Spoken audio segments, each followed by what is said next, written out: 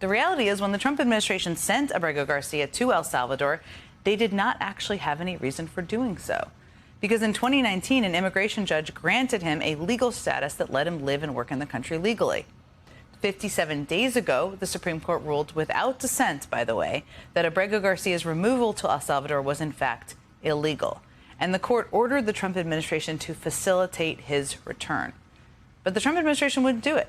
They insisted that was because he was in El Salvador. The issue was diplomatic, they said, and not something they could control. They insisted repeatedly there was no way to bring him back, that it was completely outside of their control. 29 days ago, this was the stance of Trump's Homeland Security Secretary. There is no scenario where Abrego Garcia will be in the United States again. Today, that changed. Today, the Trump administration did bring Abrego Garcia back, but they didn't do it to comply with the Supreme Court's orders. Today, they brought him back to the United States to criminally charge him with human trafficking. The allegations the Justice Department laid out against Abrego Garcia today are incredibly serious, but they are also just allegations. He could have done all of these things they allege. He also could be completely innocent. That is why in this country you are supposed to have due process. Before you're punished for a crime, or you are supposed to have your day in court. You are supposed to be tried and convicted if you are guilty by a jury of your peers. Kilmar Abrego Garcia was sent to prison in El Salvador without any of that. And ABC News reports tonight that the allegations Abrego Garcia was charged with today stem from an investigation that started in April, which, by the way, is the month after the Trump administration sent him to El Salvador. This is what American justice looks like. That was the Attorney General of the United States of America today, saying that justice in this country means getting sent to prison and then investigated, sent to a foreign prison for months and then charged with a crime. That is what the Trump administration thinks justice looks like, which tells you a whole lot. Joining me now is Chris Newman, legal director of the National Day Labor Organizing Network. He is also representing the family of Kilmar Abrego Garcia. Thank you so much for being here. I'm sure this has been a whirlwind of a day for the family. So let me just ask you first, have you spoken with Mr. Abrego Garcia? Have you been in touch with his wife and family? And how are they doing? Well, I've spoken to Jennifer, Kilmar's wife, and, first and foremost, they're relieved just to know that Kilmar is alive. The fact is we haven't heard from him since April 17th when Senator Van Hollen was able to get proof of life when we were down there in El Salvador.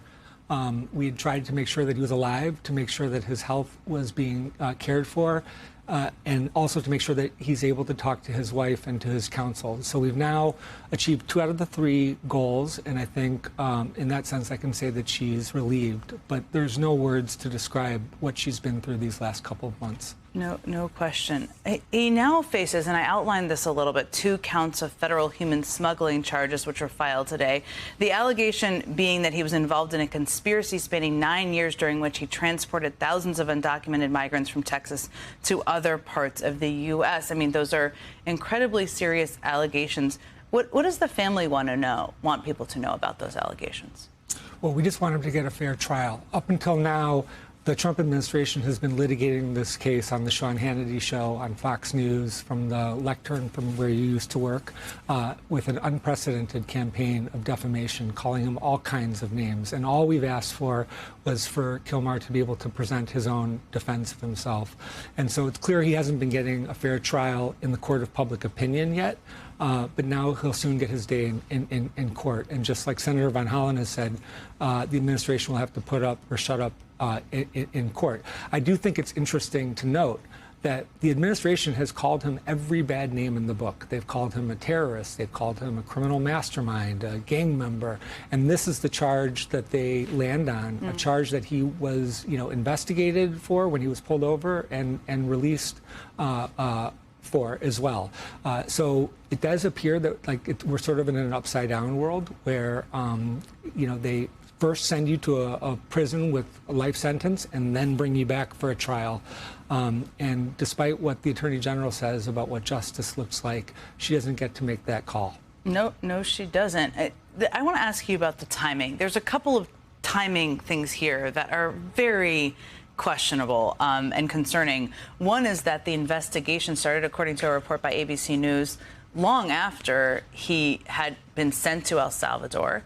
And the other is that this indictment is about 2 weeks old, as I understand it, and they just released it today. I just asked you 2 timing questions, but tell me what your reaction is to both of those. Well, I'll add a third timing element, which is that the former head of the criminal division of that U.S. Attorney's Office resigned on the same day that the grand jury was impaneled, sort of implying that he wasn't willing to put his name on that.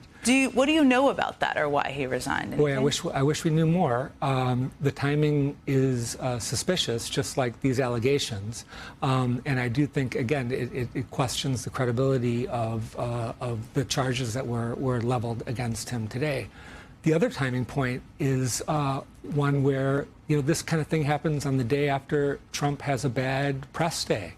And I know my own governor in California got in trouble for saying, that the Kilmar case was a distraction. I think what he meant to say was that Trump tries to distract from his own failures as a president by punching down and scapegoating immigrants. So to me, it's no shock that the flight back today occurs after what probably was the single worst press day of the Trump presidency. He tries to shift the attention, and then also he tries to sort of castigate and criminalize others in order to hide his own criminality. Chris Newman, I'm so grateful you were able to join us and help us make sense of some of the news today. Thank you so much for being here. It's a pleasure to be here. Thank you.